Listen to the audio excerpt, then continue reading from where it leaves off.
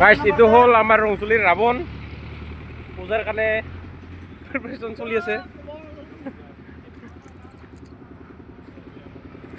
তাৰ ৰাৱণটা কি ফিট হয়? 75। এতিয়া বৰ্তমান ভৰিটোহে হৈ আছে। এইটো হ'ল আমাৰ গৌতম দা, তেওঁ একজন ফেচবুক ক্ৰিয়েটৰ। আহিবা। এইটো হ'ল আমাৰ এতিয়া 27 তাৰিখৰ পৰা পূজা হ'ব।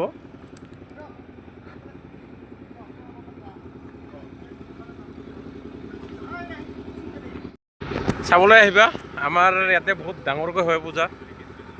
বিজয়া দশমীৰ দিনা মানে ইয়াতে ৰাৱণটো এইখিনি ঠাইতে জ্বলোৱা হয়।